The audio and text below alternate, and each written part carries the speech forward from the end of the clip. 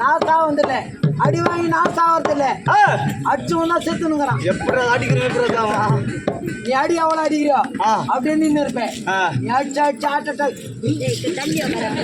தண்ணி சாவ பாரு. அப்படியா இருந்தால் இந்த தெய்வீக சபையிலே எங்களை யார் அழைத்தது? ஐயா, உன்னுடைய அண்ணன் தர்மபுத்திரி மகாராஜன் ஐயா. அப்படியா? புறப்படு பார்க்கலாம்.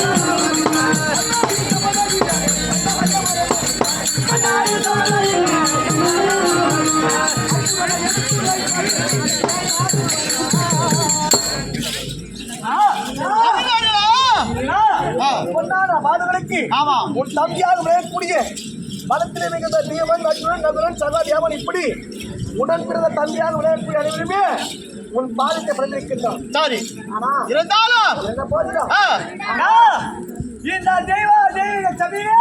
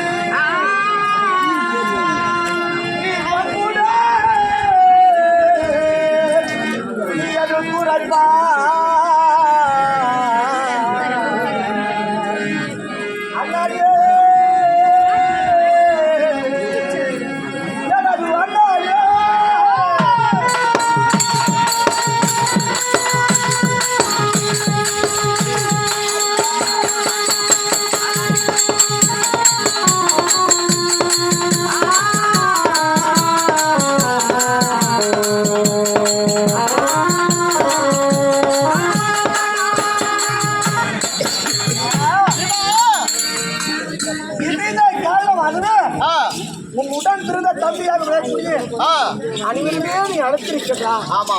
என்ன காரணம்? ஏது காரணம் என்று ஏதும் தெரியவில்லையா? நம்பிகளா, அண்ணா. உங்களை அழைத்த செய்தி விவரமாக சொல்ல வேண்டுமா? ஆமா. அப்படின்னா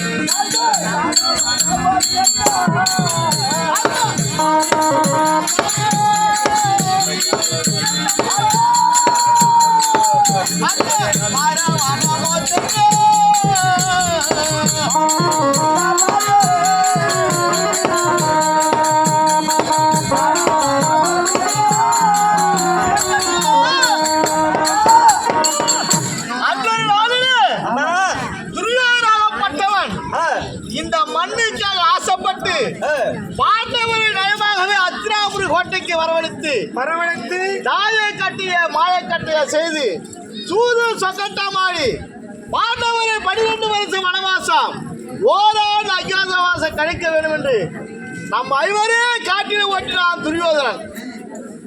எப்படி ஐவரும் காட்டில் ஓட்டினார். ஆகையால் மாமல்லபுரத்துடைய கண்ணபிராமன் என்ன சொன்னார்? 18-18 போர்க்களம் நடக்கும். அந்த போர்க்களத்தில் கௌரவர் கூட்டம் அழியும் அப்படி என்று சொன்னார். 18 நாள் 17 சண்டையிலே 17வது நாள் சண்டையிலே அப்பேற்பட்ட கண்ணனை தம்பியாக விடக்கூடிய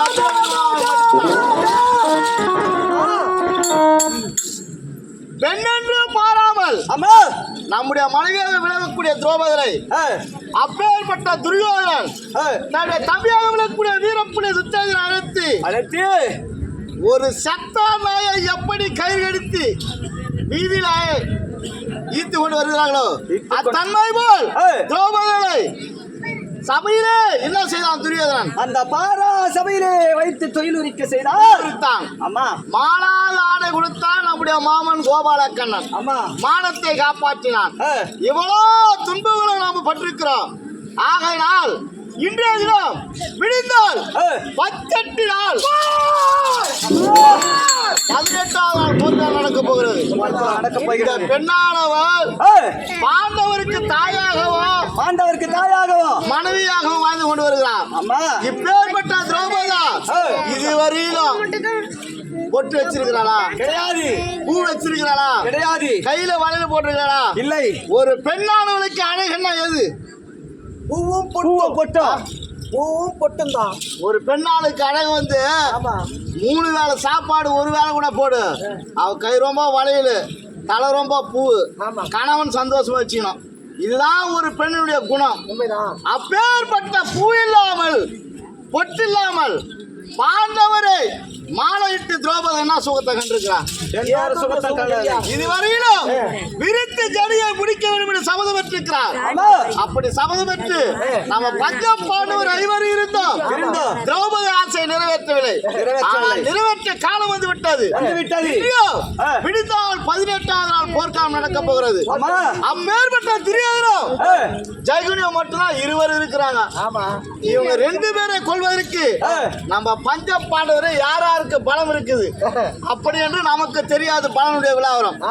ஆகையால் 7 வயதில் வாழக்கூடிய எம்பெருமான் கோபாலக்கண்ணன் அப்பேருக்கு அந்த மாமனை அழைத்து துரியோதனை வெல்ல வேண்டும் அல்லது அந்த ஜெகனியை மடிக்க வேண்டும் என்று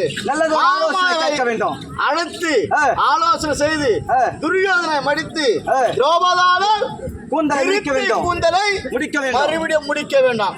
அப்படி துரியோதனம் ஆண்ட பிறகு நம்முடைய மனைவி திரௌபதா அவன் மார்பில் கால வைத்து அவன் உடலை பிளவாக பிளந்து மணிக்குடலை மாலையாகவும் அவன் உதிரத்தை எண்ணெயாகவும் அவன் பக்க எலும்பை சீப்பாகவும் எடுத்து விருத்த குதிரை பிடிக்க வேண்டும். நேரம் வந்து விட்டது.